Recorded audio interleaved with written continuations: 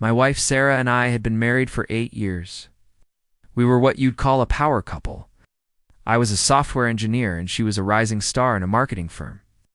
Life was good, or so I thought. The first crack in our perfect facade appeared subtly. It was a bruise, a peculiar one on her lower back, a place she couldn't easily reach. But when I asked about it, she just laughed it off. Oh, you know me, always bumping into things at the gym. It was a plausible explanation, and I didn't think much of it at the time. But then, it happened again. A few weeks later, another bruise, this time on her inner thigh. This one was harder to dismiss. It was a cluster of small, purplish marks, almost like fingerprints. I pointed it out while we were getting ready for bed. "Sarah, what's this? It looks a little strange." She flinched, pulling the duvet over her legs. "It's nothing, Mark. I probably just pinched myself or something. Stop fussing."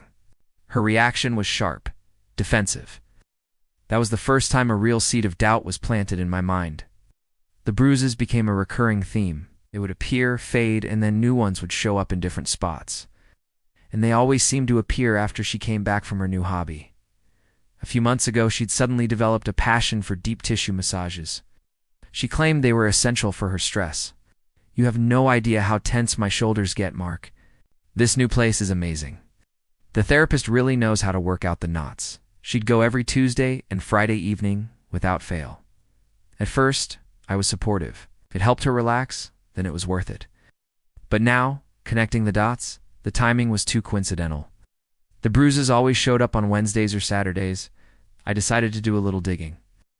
Her amazing new massage place was called Serenity Spa. I looked it up online. It had glowing reviews, but it was located in a completely different part of town from where she claimed it was. She always said it was near her office, a convenient stop on her way home. This one was a 30-minute drive in the opposite direction. The lie was so blatant, so unnecessary. Why lie about the location? My heart started pounding in my chest. This wasn't just about bruises anymore. My best friend Dave had been noticing my mood lately. We met for a drink, and I finally caved and told him everything: the bruises, the massages, the lie about the spa's location. Dave listened patiently, his expression growing more serious with each detail. "Mark," he said, "have you considered that it might not be a massage she's getting?" The words hung in the air, the ugly truth I'd been trying to avoid. "What do you mean?" I asked, though I already knew. He said gently, "Those bruises sound a lot like, well, like hickeys or bite marks, and the secret location. It sounds like she's meeting someone." The thought was like a physical blow. Sarah, my Sarah, cheating on me? It seemed impossible. We had built a life together. We had plans, dreams. But the evidence was piling up, forming a picture I couldn't ignore. I went home that night with a heavy heart, my mind racing. I needed proof. I couldn't just accuse her based on suspicions and strange bruises. The confrontation had to be undeniable. The next Friday, I decided to follow her. I felt like a stalker in a cheap movie, my hands sweating on the steering wheel. I told her I was working late on a big project. She kissed me goodbye, a quick, distracted peck on the cheek, and said, "Don't work too hard, honey. I'm off to get kneaded like dough. See you later." Her casual tone twisted a knife in my gut. I gave her a 10-minute head start and then followed. She didn't drive towards her office or the spa she had mentioned. Instead, she headed towards a quiet residential neighborhood on the other side of town. My stomach churned. She pulled into the driveway of a modern-looking house I'd never seen before. A man came out to greet her. He was tall, well-built, and he wrapped his arms around her, pulling her into a long, passionate kiss right there on the front porch. I just sat in my car, frozen. I couldn't breathe. It was like watching a scene from someone else's life. This wasn't my wife. My wife didn't lie to me. My wife didn't kiss other men like that. I watched as they went inside, the door closing behind them, shutting me out of her secret life. I drove home in a daze, the world blurred through my tears. The anger, the betrayal, it was all consuming. I spent the next few hours pacing my living room, replaying that kiss over and over in my head. When she finally came home around 10 o'clock, she was humming, looking flushed and happy. "Oh, that was just what I needed," she sighed, dropping her bag on the chair. "I feel like a new woman." My voice was eerily calm when I finally spoke. "How was your massage, Sarah?" She looked up, smiling. Amazing. I think I'm addicted.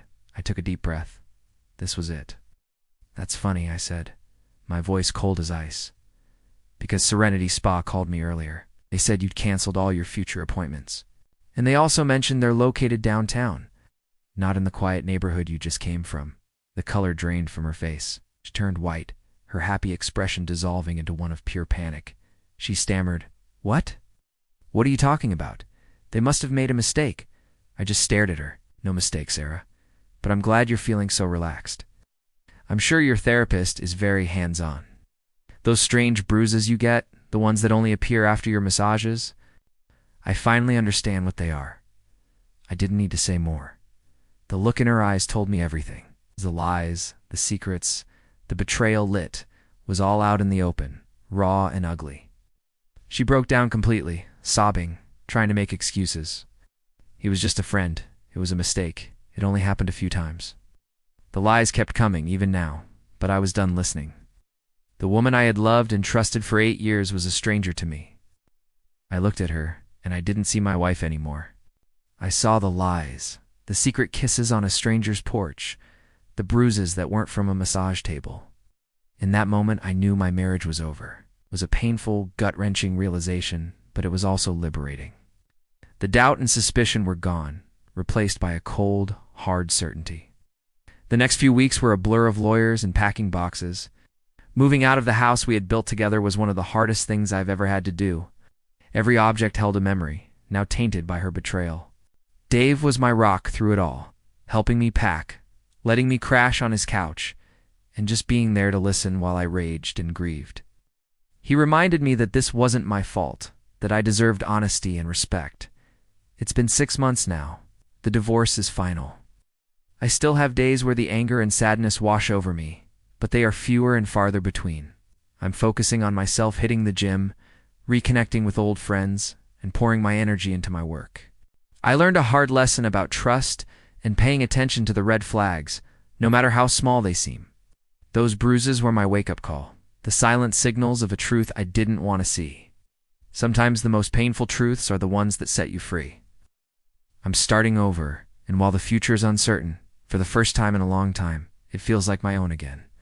Thanks for listening to my story. If you've been through something similar, know that you're not alone and that it does get better.